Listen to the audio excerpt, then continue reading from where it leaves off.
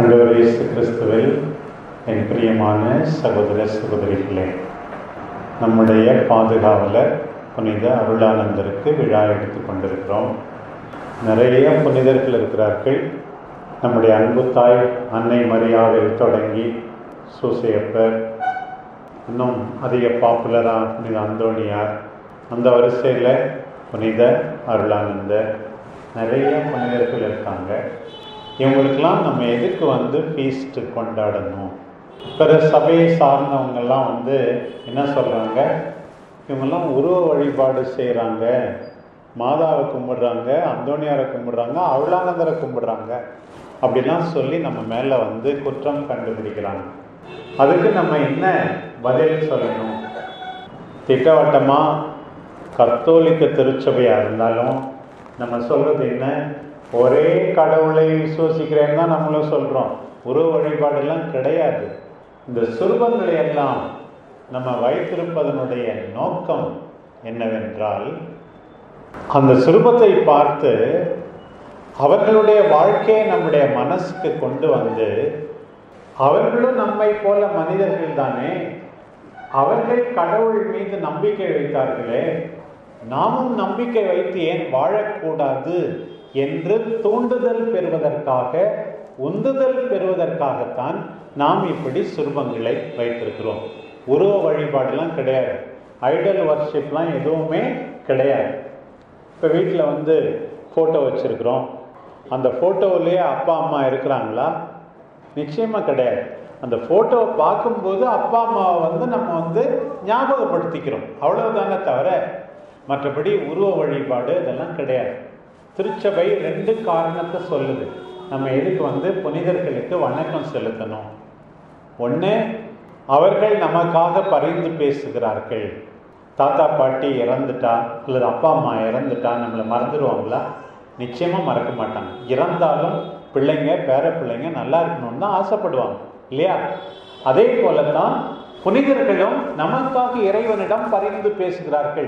கானாவூர் திருமணத்தில் அன்பு தாய் அன்னை மரியா பரிந்து பேசினாங்கல்ல, மகனே ரசம் தேர்ந்து விட்டதுன்னு பரிந்து பேசினாங்கல்ல. மாதா மட்டும் இல்லை, எல்லா புனிதர்களும் இப்படி பரிந்து பேசுவார்கள். அது முதல் காரணம். 2வது, இவர்கள் எல்லாரும் வாழ்ந்தது போல நாமும் வாழணும். முக்கியமாக இந்த நாட்களில் எபிரேயருக்கு எழுதப்பட்ட திருமுகத்தை நாம் வாசிக்க கேட்கிறோம். முதல் வாசகத்துக்கு அதில் இந்த 11ஆம் அதிகாரத்தை வாசித்து பார்த்தீங்கன்னா தெரியும்.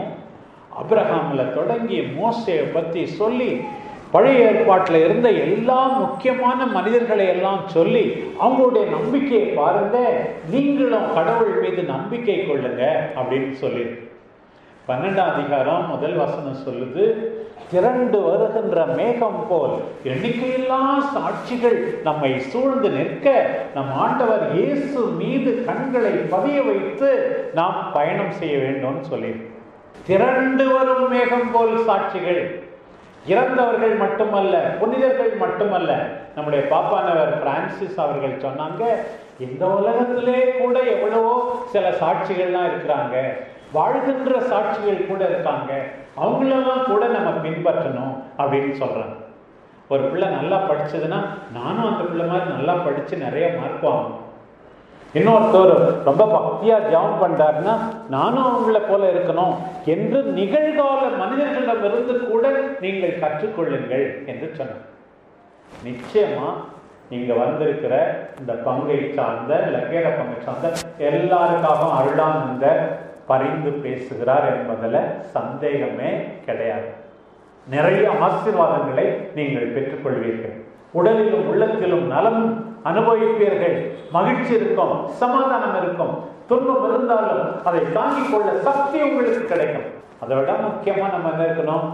அருளானந்தத்தை இருந்த நம்பிக்கை இருக்கணும், பக்தி இருக்கணும், மக்கள் மத்தியில இருக்கிற அவர் கொண்டிருந்த அன்பு இருக்கணும், அக்கறை இருக்கணும்.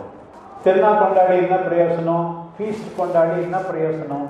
நம்முடைய வாழ்க்கை மாறலன்னா முக்கியமா நம்ம செய்ய வேண்டியது, நானும் கடவுளுக்கு உகந்த நற்செய்தி மதிப்பீடுகளுக்கு உகந்த நல்ல வாழ்க்கை வாழ்வேன் என்று மாற்றம் பெறும். நல்ல பிள்ளைகளா மாறும். எல்லாருக்கும் ஆசீர்வாதமா இருக்கணும். உதாரணமா இன்றைக்கு வாசிக்கப்பட்ட அந்த முதல் வாசக பகுதியில் என்ன சொல்லியிருக்கு பாருங்க. நமக்கு ஒரு நல்ல அறிவுரையை சொல்லியிருப்பாருங்க. இயேசு வழியாக நாம் கடவுளுக்கு புகழ்ச்சி பலியை செலுத்துவோமாக, நன்மை செய்யவும் பகிர்ந்து வாழவும் மறவாதீர்கள். பாருங்க, இந்த ஒரு வசனத்தை மட்டும் நினைச்சு பாருங்க. கோயிலுக்கு வந்தா போதாது, நன்மை செய்யணும், பகிர்ந்து வாழணும். We have to do good. We have to share our belongings, our resources, our time and energy. பாருங்க, ஷேர் பண்றீங்களா? சின்ன பிள்ளைங்க வந்து கேக் இருந்தா 2 பீஸ் எனக்கு தான் அப்படின்னு சொல்லலாமா? சொல்லக்கூடாது. அண்ணன் தம்பி, அக்கா தங்கச்சி, சிறு பிள்ளைகள் மட்டுமல்ல பெரியவர்களும் பாருங்க, ஒரே ஒரு வசனம் அவர் சொல்ல, நன்மை செய்யவும் பகிர்ந்து வாழவும் மறவாதீர்கள். சில பேர் செய்யறதெல்லாம் கெட்டதுதான் அப்படின்னா எவ்வளவு கஷ்டமா. ஒவ்வொரு நாளும் நல்லது செய்யணும், ஒவ்வொரு நாளும் பகிர்ந்து வாழணும் அப்படின்னு சொல்லி மற்றவங்களுடைய கஷ்டத்தை உணர்ந்து நம்ம வந்து நன்மை செய்ய வேண்டும், பகிர்ந்து வாழ வேண்டும். அப்புறம் இன்னொன்று இன்னைக்கு சொல்லியிருக்க முக்கியமானது, உங்கள் தலைவர்களுக்கு கீழ்ப்படியுங்க. பங்குசாமியாருக்கு கீழ்ப்படியணும். சில பேர் பங்குசாமியார்ட்ட சண்டை போடுறதுக்கே வருவாங்க சில ஊருங்கள். நம்ம ஃபாதர் வயசுகிட்ட யாரும் வந்து அதிகமாக சண்டை போட மாட்டாங்க. அவர் சிரிச்சே எல்லாரையும் மயக்கிடுவார்னு நினைக்கிறேன். அதனால அதிகமாக சண்டை போட மாட்டாங்க. இருந்தாலும் சண்டை போட வர்றதுக்கு சில பேர் இருப்பாங்க. தலைவர்களுக்கு கீழ்ப்படியுங்கள். எப்படி சொல்லியிருக்கு? அவர்களுக்கு பணிந்திருங்கள், அவர்கள் உங்களை பற்றி கணக்கு கொடுக்க வேண்டி இருப்பதால் உங்கள் நலனில் விழிப்பாயிருக்கிறார்கள். இந்த அக்கறை பங்கு மக்களுக்கெல்லாம் அவர் வந்து கணக்கு கொடுக்கணும். அப்புறம் இங்க இருக்க சிறு பிள்ளைங்கள்லாம் நிறைய பேர் இருக்கீங்க, உங்க அப்பா அம்மா உங்களை பற்றி கணக்கு கொடுக்கணும். அப்பா அம்மாவை கீழ்ப்படிங்க. அவங்க தான் உங்களுடைய இம்மிடியேட் சுப்பீரியர்ஸ். அப்பா அம்மா கீழ்ப்படுகிறீங்களா? சில பிள்ளைங்களை வந்து எப்போ பார்த்தாலும் டிவி பார்த்துட்டே இருக்காத அப்படின்னு அப்பா அம்மா சொல்றாங்க, கேட்கறதே இல்லை. மொபைலை வச்சுட்டே நோண்டிகிட்டே இருக்கிறியான்றாங்க, கேட்கறதே இல்லை. உங்களை பத்தி உங்க அப்பா அம்மா கணக்கு கொடுக்கணும், கீழ்ப்படியணும். பாருங்கள், ஆண்டவருடைய வார்த்தை தெளிவாக இருக்கிறது. கீழ்ப்படி, நல்லா படின்னு சொல்றாங்க. படிக்கிறீங்களா? உங்க அப்பா அம்மா கணக்கு கொடுக்கணும் கடவுளுக்கு. நீ சொல்லவே இல்லை. சில அப்பா அம்மா சொல்லவே மாட்டாங்க. அவன் சொன்னாலும் திருந்த மாட்டான், இந்த பொண்ணு சொன்னாலும் கேட்காது அப்படின்னு சொல்றான். அவன் கேட்க மாட்டாங்க தான், இருந்தாலும் சொல்லு. இதுதான் கடவுள் சொல்றார். தலைவர்கள் கடவுளுக்கு கணக்கு கொடுக்க வேண்டாம். மிக தெளிவாக இருக்கிறது பாருங்கள். பாருங்கள், இப்பணி அவர்களுக்கு மகிழ்ச்சி உள்ளதாய் இருக்கும்படி நடந்து கொள்ளுங்கள். அவருக்கு மன துயரம் தராதீர்கள். பாருங்க, எவ்வளோ அப்பா அம்மா கஷ்டப்படுறாங்க, மன துயரம் அடைகிறார். ஏன்னா பிள்ளைகள் ஒழுங்காக இருப்பதில்லை. அவர்களுக்கு உண்மையாகவே துயரம் வருவிக்கிறார்கள். இதெல்லாம் பாருங்க, நற்செய்தியில நம்ம ஆண்டவர் இயேசு வந்து எப்படி இருக்கிறார் என்று நாம் பார்க்கிறோம். ஆண்டவர் இயேசு மிக மிக மற்றவர்கள் மீது அக்கறை கொண்டிருந்தார். சீடர்களை வந்து இப்போ நற்செய்தி அறிவிக்க அனுப்பினார். ரொம்ப கஷ்டப்பட்டு வேலை செஞ்சுட்டு நோயாளிகளை குணப்படுத்தி பேய்களை ஓட்டிவிட்டு நற்செய்தி அறிவித்து விட்டு அவர்கள் எல்லாம் வந்தாங்க. அப்போ ஆண்டவருடைய அக்கறையை பாருங்க. சாப்பிட கூட நேரம் இல்லைன்னு சொல்லிட்டு, நீங்கள் தனியாக வந்து என் கூட கொஞ்சம் ரெஸ்ட் எடுங்க அப்படின்னு சொல்லுங்க. கோயிலுக்கு வரவங்களாம் இப்படி தான் இருக்கணும். புருஷனை பார்க்கணும், மனைவியை பார்க்கணும், பிள்ளைங்களை பார்க்கணும், அப்பா அம்மா பார்க்கணும். டயர்டாக இருக்கிறீங்க, கொஞ்சம் காஃபி போட்டு எடுத்துகிட்டு வரணுமா அப்படின்னு இருக்கிற பொம்பளைங்களாம் கேட்கணும். வந்ததை வராதுமா, கடைக்கு போய் வாங்கிட்டு வாங்க அப்படின்னு சொல்லக்கூடாது. வேலையிலேருந்து வந்தோட ஆண்டவர் இயேசுனுடைய அந்த அக்கறை அவங்களுக்கெல்லாம் இருக்குதான்னு பார்க்கணும். இயேசுனுடைய மனநிலை, புனிதர்களுடைய மனநிலை பாருங்க, எவ்வளவு அருமையா ஆண்டவர் தன்னுடைய வாழ்க்கையால நமக்கு வந்து ஒரு பெரிய பாடத்தை கற்றுக் கொடுக்கிறார் பாருங்க. பிள்ளைகளுடைய, பெற்றோருடைய, உடன்பிறப்புகளுடைய, அக்கா தங்கச்சினுடைய, அண்ணன் தம்பியோடைய கஷ்டத்தை பார்க்குறீங்களா? கூடவே இருந்தாலும் கண்டுக்காம செல்ஃபிஷ் பீப்புள் நிறைய பேர் இருந்துகிட்டே இருக்கிறாங்க. அப்படின்லாம் நம்ம இருக்கக்கூடாது. அப்புறம் பார்க்குறோம் நற்செய்தியில தொடர்ந்து என்ன நடக்குது பாருங்க. படகேறி பாலை நிலத்தில் தனிமையான இடத்துக்கு சென்றார்கள். புறப்பட்டு போகிறத மக்கள் பார்க்குறாங்களாம். உடனே என்னான்னு தெரிந்து கொண்டு அவங்க வந்து போட்டில் போகிறாங்க, படகுல. ஜனங்க வந்து கால்நடையாகவே சுற்றிக்கிட்டு அவங்களுக்கு முன்னாடி வந்து நிற்கிறேன். ஆண்டவருக்கு என்ன எரிச்சல், கொஞ்ச நேரம் நிம்மதியாக விட மாட்டீங்களே அப்படின்னு சொல்லி கோபம் தான் பட்டிருக்கணும். ஆனால் ஆண்டவர் என்ன செஞ்சாராம்? அவர் கரையில் இறங்கிய போது பெருந்திரளான மக்களை கண்டார். ஆயனில்லா ஆடுகள் போல் இருந்ததால் அவர்கள் மீது பரிவு கொண்டு அவர்களுக்கு பலவற்றை கற்பித்தார். ஆண்டவருடைய இரக்கம் பார், நம்மளை திட்டல. ஆண்டவருடைய இரக்க உணர்வு, ஆண்டவருடைய மனநிலை. சீடர்களை பார்க்கிறார், மக்களை பார்க்கிறார், மக்கள் மீது பரிவு கொண்டார். He had compassion on them. ஒரு பக்கம். இன்னொரு பக்கம் பார்த்தா இங்க பாருங்க, சீடர்கள் மீது பரிவு கொண்டார். வந்து ரெஸ்ட் எடுங்க அப்படின்னு சொல்லி.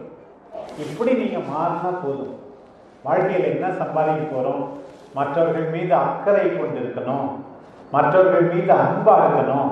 நம்மால 4 பேர் சந்தோஷமா இருக்கணும். பிரான்ஸ்ல ஒரு ஸ்ரீலங்கா பெண்மணி ஈஸ்வரின்னு ஒருத்தவங்க எனக்கு ஒரு பிரசங்கத்தை கேட்டுட்டு பேசி அனுப்பியிருந்தாங்க. அதாவது நீங்க சொன்னது எல்லாம் என் மனசை தொட்டுது, அதை விட முக்கியமா ஒரு கருத்து என்னை தொட்டுது. என்னம்மா அப்படின்னா அவங்க பேசி அனுப்பியிருந்தாங்க. சொன்னேன், ஃபாதர், நம்ம மற்றவங்களுக்கு மகிழ்ச்சி கொடுக்க நம்ம வாழணும். ஒருவேளை மகிழ்ச்சி கொடுக்க முடியலாம் கூட பரவாயில்ல, யாருடைய கண்ணீருக்கும் நம்ம காரணமா இருக்கக்கூடாது அப்படின்னு சொன்னீங்களே, அது எனக்கு ரொம்ப பிடிச்சிருந்தது அப்படின்னு சொன்னாங்க. யாருடைய கண்ணீருக்கும் நீ காரணமா இருக்கக்கூடாது, எல்லாருக்கும் ஆசீர்வாதமா இருக்கணும். அதுதான் இன்றைக்கு நம்ம சாமி சொல்லணும். பாருங்க, நம்ம எல்லாரும் நல்லது செய்ய வேண்டுமா, பகிர்ந்து கொள்ள வேண்டுமா, ஆண்டவருடைய மனநிலையை நாம் பெற வேண்டுமா, மற்றவருடைய துன்பத்தை பார்க்க வேண்டுமா, இரக்கம் கொண்டு தொடர்ந்து நல்லது செய்ய வேண்டுமா? இப்படி இருக்கத்தான் ஆண்டவர் அழைத்தார். மற்றவங்க கஷ்டத்தை பார்த்து சும்மா இருக்கவே கூடாது. கனிவு, இரக்கம், மற்றவருடைய துன்பம் உன் நெஞ்சை தொடுவது. பெற்றோருடைய துன்பம், உடன் பிறந்தவருடைய துன்பம், என் கணவனுடைய துன்பம், மனைவியினுடைய துன்பம் உன் கண்ணை தொடர்றதே இல்லையா அப்படின்னா உங்கள்கிட்ட நம்பிக்கையே இல்லை. ஆண்டவருடைய உள்ளம் உருகியது. துன்புறுவோரை காணும் போது அவர் பரிவு கொண்டார். இதுதான் விழா கொண்டாடுவதின் அர்த்தம். புரிந்து கொள்வோம். எங்களுக்காக வேண்டிக் கொள்ள அல்லாதவரைன்னு சொன்னா மட்டும் போதாது. மக்கள் மீது இரக்கம் கொண்டு சாதாரண பிச்சைக்காரனை போல தன்னுடைய வாழ்க்கையை மாற்றிக்கொண்டு நற்செய்தி அறிவித்தாரே, அவர் மற்றவர்கள் மீது கொண்ட இரக்கம் நமக்கும் இருக்க வேண்டும். நம்மால் அதை செய்து நல்லவர்களாக மாறுவோம். ஆமென்.